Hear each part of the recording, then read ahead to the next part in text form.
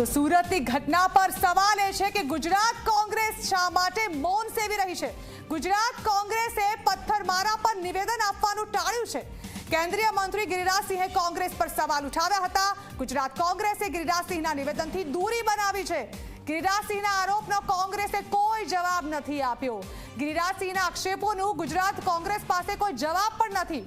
શું કોંગ્રેસ ખરેખર એક ખાસ વર્ગની ટૂલ કિટ છે?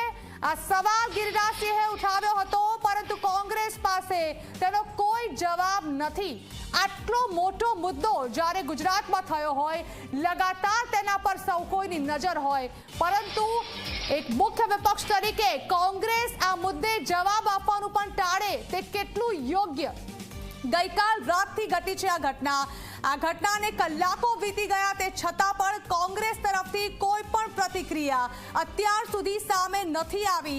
સવાલ એ છે કે કાર્યવાહી થઈ, લોકોની અટકાયત કરવામાં આવી, લગાતાર કડકમાં કડક પગલાં લેવામાં આવી રહ્યા છે, પરંતુ કોંગ્રેસ તરફથી આ મુદ્દે હકારાત્મક કે પછી નકારાત્મક કોઈ પણ જાતની પ્રતિક્રિયા આપવાનું ટાળવામાં આવી રહ્યું છે। શા માટે કોંગ્રેસ આ ઘટનાથી ભાગી રહી છે? શું કોંગ્રેસની જવાબદારી નથી બનતી કે આ સંવેદનશીલ મુદ્દો જ્યારે ઊભો થયો હોય રાજ્યમાં, ત્યારે ગુજરાત કોંગ્રેસે તેની જવાબદારી પૂર્વક પ્રતિક્રિયા આપી અને લોકોની સાથે ઊભા રહેવું જોઈએ? ગુજરાત કોંગ્રેસ શા માટે મૌન સેવી રહી છે? આ પ્રકારની ઘટના સામે આવ્યા બાદ કોંગ્રેસની જવાબદારી હતી કે તે લોકોની સાથે આવે। જ્યારે કોંગ્રેસે કહ્યું છે કે અમે લોકોની સાથે છીએ, ત્યારે માત્ર કહેવાની વાતો હોય છે, કારણ કે ગુજરાત કોંગ્રેસે આટલા કલાકો વીત્યા છતાં પણ કોઈ પ્રતિક્રિયા નથી આપી।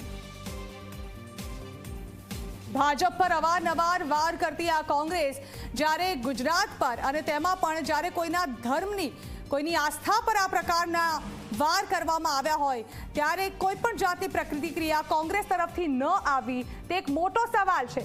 કોંગ્રેસે જ્યારે સત્ર યોજાયું હતું, વિધાનસભાનું ચોમાસું સત્ર, ત્યારે કહ્યું હતું કે માત્ર 3 દિવસનું સત્ર શા માટે યોજવામાં આવ્યું? પ્રજાના પ્રશ્નો ઉઠાવવા માટે કોંગ્રેસ પાસે સમય નથી। તો જ્યારે પ્રજાના પ્રશ્નો લગભગ બધાની સામે છે, ત્યારે કોંગ્રેસ સીધો આ પ્રશ્ન કેમ નથી ઉઠાવી રહી? શું કોંગ્રેસ માત્ર વિધાનસભાના સત્રની રાહ જોવામાં લાગે છે? કોંગ્રેસનું કહેવું છે કે જ્યારે પ્રજાના પ્રશ્નો ઉઠાવવાના હોય ત્યારે અમારી પાસે પૂરતો સમય નથી હોતો, અમને ચૂપ કરી દેવામાં આવે છે અને એટલા માટે અમે વિધાનસભાથી વોકઆઉટ કરી દઈએ છીએ, અમે સત્રમાં હાજરી નથી આપી શકતા। ત્યારે અત્યારે જ્યારે પ્રજાની સાથે ઊભા રહેવાની જરૂર છે,